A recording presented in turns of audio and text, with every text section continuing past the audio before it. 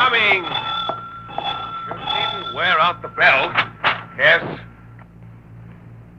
Well, good afternoon, madam. I presume you want to speak with me about something. You rang my bell hard enough. My dear young woman, I'm not accustomed to opening my door merely to be stared at. Will you please? I'm analyzing you. Analyzing? Yes. I think you'll do. I'm sure of it. Thank you. And now let me come inside where we can talk. Quickly, sir. There's great danger. All right, I'll just... Thank you, sir. You're the soul of chivalry. Your name is... Somerset. It'll Paul be a pleasure Somerset. to do business with you, Mr. Somerset. My name is Clara Fanshawe. May I move in at once? My dear lady, I don't understand. There's a sign in your window. Apartment to let. I'm renting it from you. With such haste, don't you wish to see the room? Unnecessary. Completely unnecessary. We will engage the apartment and pay you £3.10 per month. You agree? Excellent. But I don't exactly understand. We are Americans. My father and I have just arrived from Baltimore, Pennsylvania. This is the way we do business in America. Poof, and it's done. My dear Miss Fanshawe, this is not the way we do business in England. I know nothing about you, your social or credit standing, whether or not you'll be a suitable tenant or... You refuse to let us have the room? On such short notice, yes. Mr. Somerville, Somerset. you have a father? It is still the custom in England. I, too, have a parent who is aged beyond his years, tired out by a dreadful illness. Even now, he sits in the carriage outside your door, racked with pain, yet without a place to rest his body this night. I am dreadfully sorry. The sign in your window proclaims that you have a vacant apartment. How can you refuse it to us? We'll pay you for it, pay you in advance. Well, under the circumstances, I suppose... Thank you, Mr. Somerset. Somerset. Father, you may come in now. We've rented the apartment. That's very good, Clara. Be careful stepping down from the carriage, Father. Yes. You mustn't exert yourself. You're so kind, Now, dear. take my arm, Father. Slowly now. Oh, Mr. Somerset, would you mind taking care of our luggage? Your luggage? All these crates and boxes? All the belongings from our mansion in Baltimore. Will you see that they're brought up to our apartment? I suppose so. And, young man, Yes, sir? I caution you, be exceeding careful in the way you handle my boxes. If you should drop one of them, it could cost you your life.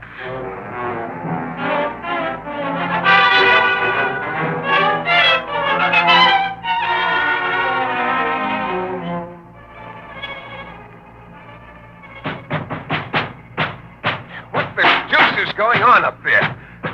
Hello!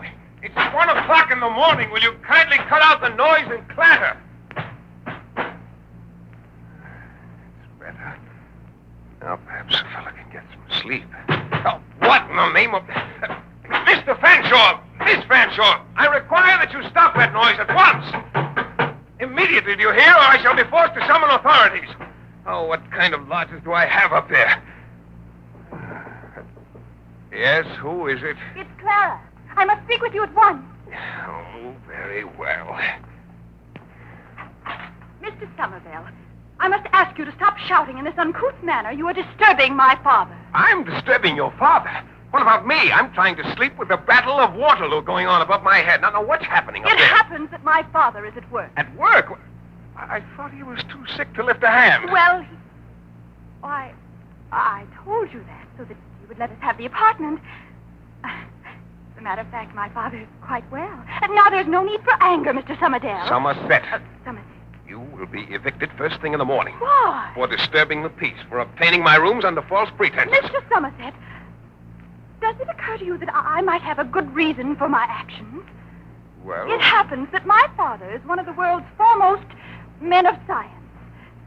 You've heard the name of Dr. Heinrich von Luboff. No, can't say that I have. It is obvious that you are not very conversant with the latest advances in the world about you. You are honored, my dear sir, by having the eminent Dr. von Luboff as a guest in your house. Plus the honor of his daughter. I am his niece, Henrietta von Luboff. What happened to Clara Fanshawe from Baltimore, Pennsylvania? Oh, a convenient fiction. Too convenient, my dear young lady. And I suspect that everything you and that man upstairs have told me are fictions. Or less politely, lies. I don't think he's a famous doctor or anything of the sort.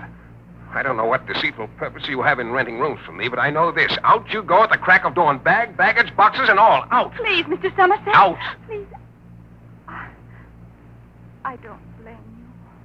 I have lied to you, taken advantage of your sympathy and good nature. Well... I am in a fearful position. I cannot tell you how fearful, but I am not responsible for my actions. Well, why not? This man. He has some power over you. Yes. Oh, I cannot tell you. I cannot tell you anything more. What?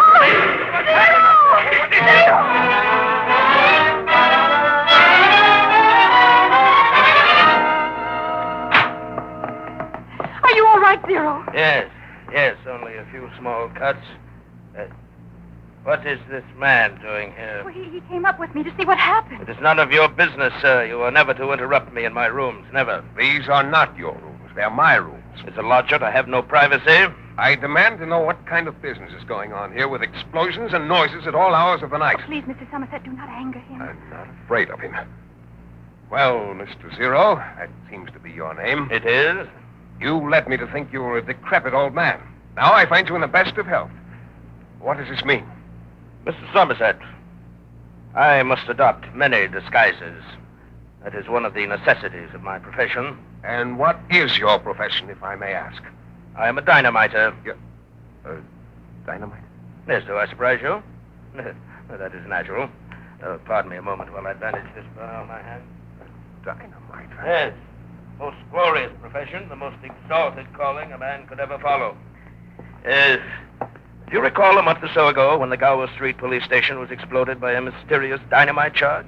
Yes, it was in all the papers. Yes. A disastrous affair. Oh, you flatter me. It was you who dynamited the building? Well, it was not an example of my best work, far short of a masterpiece like my blasting of the City Hall in Edinburgh. That was real artistry and timing, a thing of beauty. The clockwork did not fail me. The explosion went off precisely on time. Just why do you go about blowing up buildings? Why? As a service to humanity. You're out of your mind. I beg your pardon. On the contrary, I am one of the few completely sane and sensible men on this planet. Would you like to know more about my profession? Don't tell him, Zero. He'll go to the police. I don't think so, Clara. Mr. Somerset seems to be a complete gentleman. I believe he can be trusted. Now, sir, you see in me the self-appointed deliverer of the human race. You're too modest. Oh, modesty is an affectation. I am a colossal egotist. It has been given to me to understand the one great truth of the universe, that humanity can be saved only by its own destruction. Therefore, I destroy, by dynamite, the institutions of our so-called civilization. This is the most incredible madness I've ever... Now, just a moment. Hear me out. Do you remember the great flood when all the evil of the world was flushed away in 40 days and 40 nights of rain? Well, only Noah and the creatures in his ark survived. Well, today, our world is so cloyed with evil that it must be destroyed again. And I, Zero, am the flood which will purge the earth. Not with pale water, but with dynamite. And to you, my friend, my hospitable host, I offer the opportunity to be saved from destruction. I give you, in a way, a passage aboard my ark. You propose to destroy all the human population? Well, I don't think I shall need to go that far. I feel that the evil of our age is centered in only one thing: government. Government? Yes. Destroy the governments of the world, and we destroy evil. If we have no laws, obviously we shall have no lawbreakers. Abolish congresses and parliaments, and we shall have no grafting politicians to plague us, no taxes to devour our earning, no policemen or bureaucrats to tell us, do this or don't do that. And, moreover, if we blow up all the governments, there can be no wars between governments, and men shall live together in perfect peace and harmony. That's a pretty noisy way to get harmony. Tell me, how do you decide who is to be blown up and who is to remain in one piece, so to speak? Well, ultimately, I shall dynamite the Houses of Parliament, the French Chamber of Deputies, and Possibly the American Congress. Oh, by all means, the American Congress. But that will be near the conclusion of my program. Now I am still perfecting my equipment. It must be foolproof, of course. Each of those boxes, which you so kindly carried up the stairs, contains enough dynamite to blast a city block into rubble. I am at present building smaller units which can be concealed in a simple traveling bag or valise, but which have a delicate clockwork mechanism which sets off the explosion at a precise moment known only to me. Now, with these small dynamite packages, I am disposing of the lower echelons of government, police stations, petty government officials, and gradually I shall work up to magistrates, members of parliament, and the executives of the government itself. Reducing all, Mr. Zero, to the value of your own name. Precisely. Very pretty plans, sir. But I must disrupt them, or I shall turn you over immediately to the police for treason, assault, murder, any number of crimes. No, you will not turn me over to the police. For whatever crime you accuse in me, that crime is your guilt, too. Mine? I am a guest in your house. My explosive machines are all over your premises. If the police are called, I shall identify you as my most trusted accomplice. No, Mr. Somerset, you will not call the authorities, for you're involved in this thing as deeply as I am.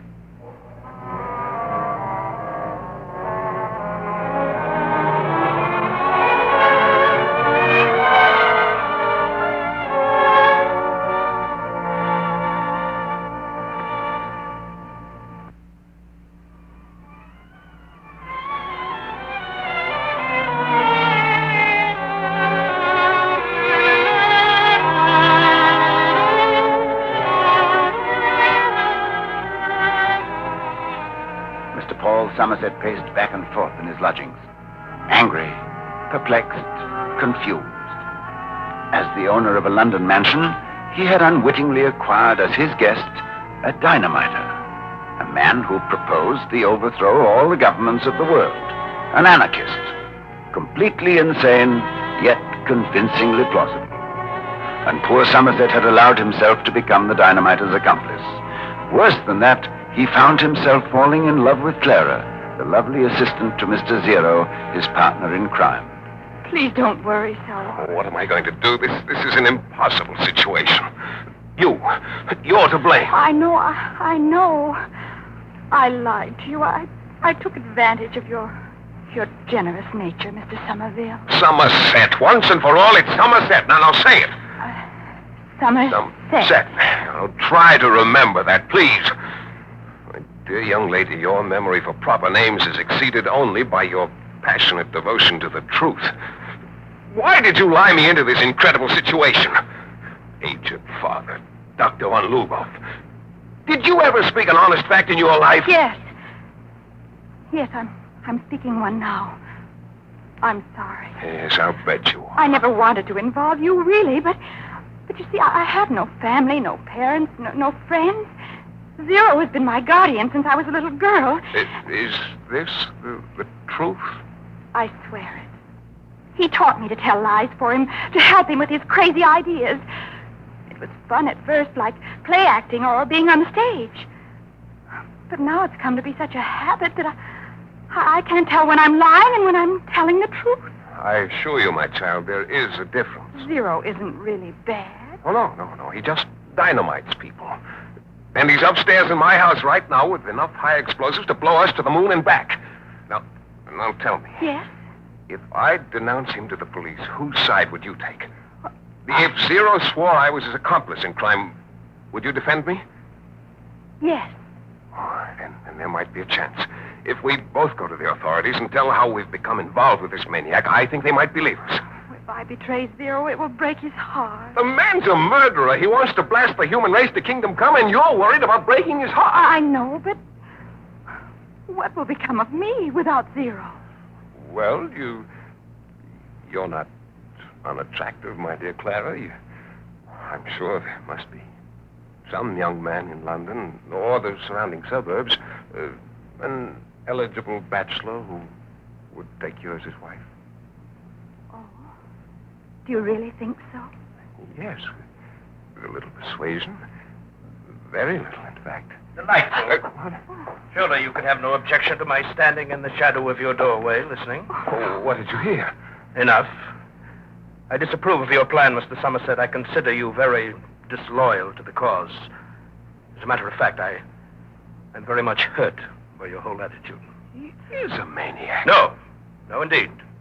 All great men have been considered mad by their contemporaries. Alexander, Genghis Khan, Nero, Napoleon. All the prophets of destruction were unappreciated while they lived, but see how history hurls their names to us, still flaming across the centuries. I will not be defeated, Mr. Somerset, by your treachery. I will not suffer you nor anyone to stop me in the execution of my plan.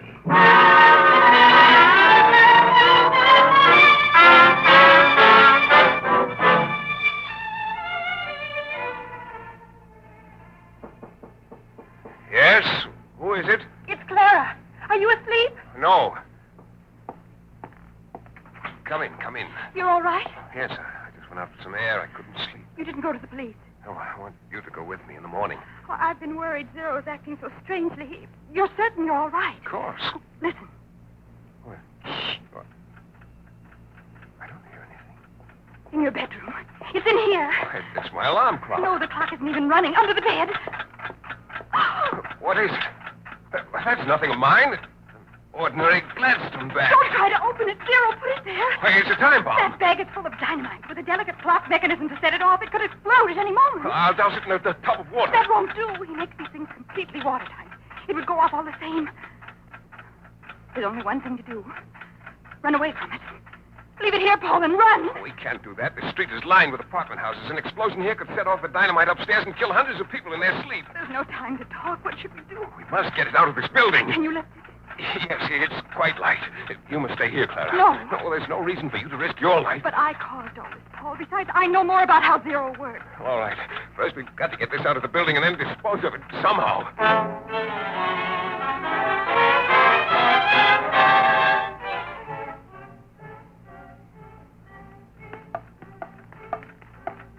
If we find a policeman, a bobby. No, it's impossible. Can you imagine going up to an officer of the law and saying, "Good evening, sir. I happen to have here an infernal machine which will explode at any moment. Would you mind taking care of it for me?" Can't just stand here on the pavement. When is it likely to go off? Perhaps for the next tick of the clockwork, perhaps an hour from now. I have an idea. We'll get a cab. Yes? Then I'll show you what we'll do.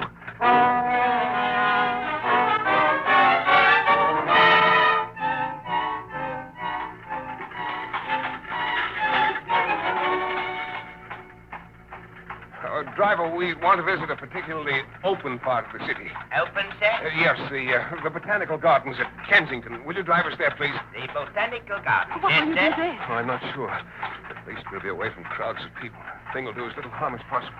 It's incredible. To drive along the streets of London with death in a brown leather bag at our feet. Almost talking with us, so to speak. I know how we can be free of it. Cabby, stop the carriage. Clara, what... You don't want to go to Kensington, sir? No, we'll get out here. Yes, what's the reckoning? Hey, 2 and 6. Oh, here's 5 bob. Oh, thank you, Governor. What about the bag? Leave it. Good night, Cabby. Yes, good night. Good night, and thank you kindly. And Godspeed to both of you. Quickly, hurry. Oh, we're free from it. We're free from that accursed bomb. Hello there! What? Hey, you forgot something! You forgot your satchel, Governor. Now, that would be a mean trick for me to drive off with your leather traveling bag after you leaving me such a handsome tip and all. Here it is, Governor. No charge. Thank you. Yes, thank you. Now, what do we do? It seems to follow us. It's determined to destroy us. Look, it's late. The streets are fairly empty now. We'll just leave it somewhere by a curbstone at the corner of the building in the shadow of a monument. Over here, by the archway. All right, I'll leave the bag. We'll walk away nonchalant. Then we're rid of the thing. No. Oh, what's wrong? There's a policeman directly across the way. He's watching us. We'll have to go on with this death machine in my hand.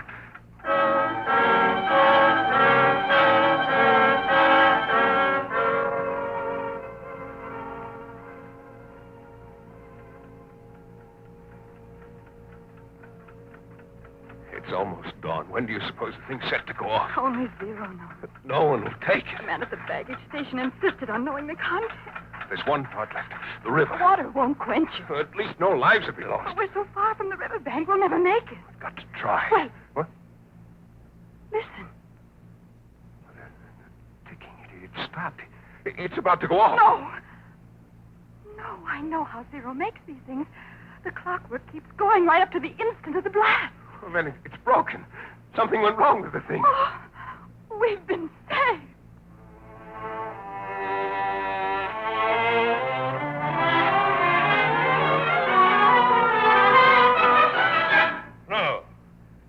No, you're not still alive, both of you. Very much alive, thank you, Mr. Zero. But the case, it should have exploded just before midnight.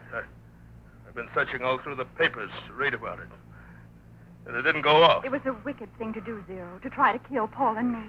I didn't want to kill you, Clara. I knew once he was done with it, you would again be loyal, but the clockwork failed me again.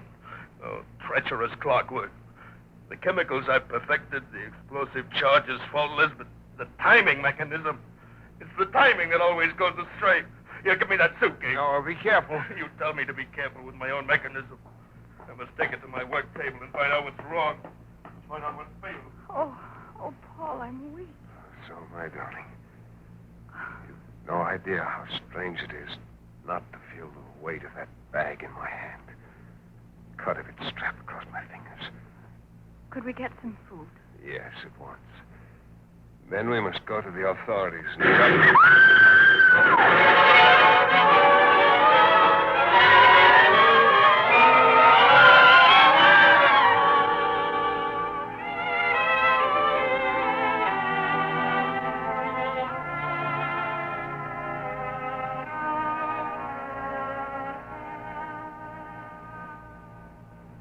Poor Zero.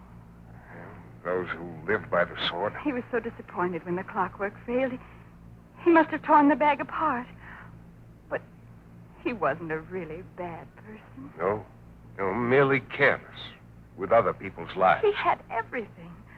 Skill, knowledge, great powers of speech and persuasion. Oh, yes, everything. Except sense. A vital ingredient, my darling, in a useful human being. But tell me, Clara, what'll become of you now? I really don't know. You recall I made some mention of an arrangement with an eligible bachelor? Yes. Could you tell me the bachelor's name? Why, Summerdale? No. Somerville? No, sweet. Not Somersault. Definitely not Somersault. I know. Somerset. Ah. Doesn't that girl have the most remarkable memory?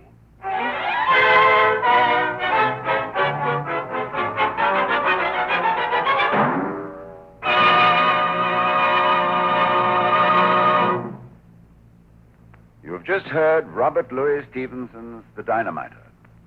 Jeff Chandler and Janet Waldo played the leading roles.